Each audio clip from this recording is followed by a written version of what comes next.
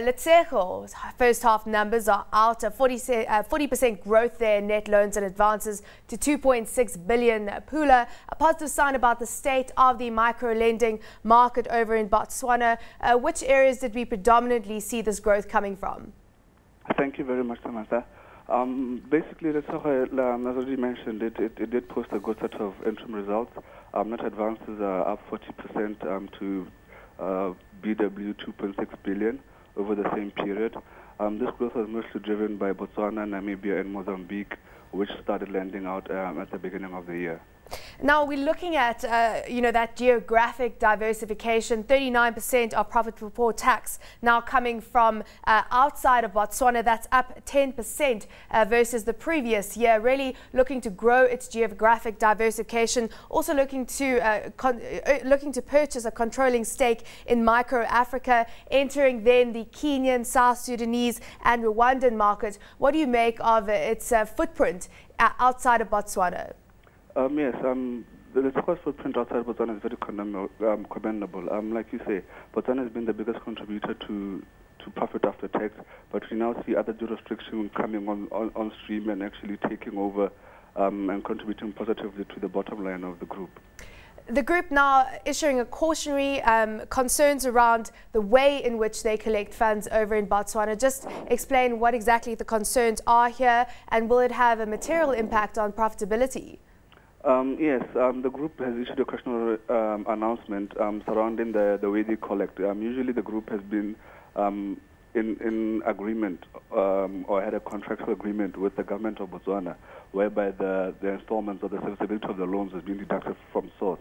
But then it has come to our attention that the government intends to actually stop this way of collecting. So this basically the impact or the potential impact of this is that to see higher impairments in the loans and higher NPLs going forward. But then management is still in talks with the government to see how they can quite mitigate this going forward. But it's a wait-and-see game for now as how that is going to pan out in the future. Aobakwe, let's just look at some economic data. We are running out of time, so just before we go, the central bank left the key rate unchanged at 9.5%, citing demand remains subdued with concerns around inflation, with the fuel price surging there. What was your assessment of what the central bank is saying about the state of the economy? Yes, the September inflation numbers have been released, and it just shows a marginal decrease from August. But basically, this was basically due to an upsurge of fuel prices and public transport fares, which increased in August.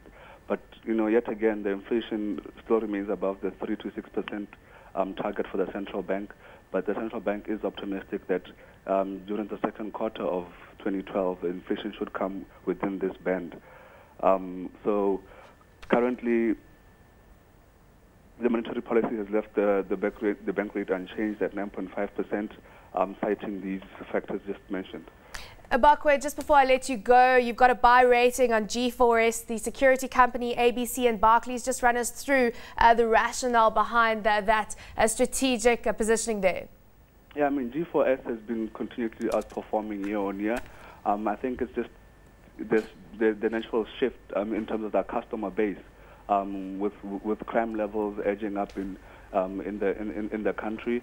So security systems have become a necessity rather than a luxury. With Barclays, the banking industry as a whole has been outperforming. They're the banking stocks, the leaders on the local boards year-to-date performance. So with the recovery in the economy, you see credit growth grow, especially to household. So this is what is boosting the performance of the local banks.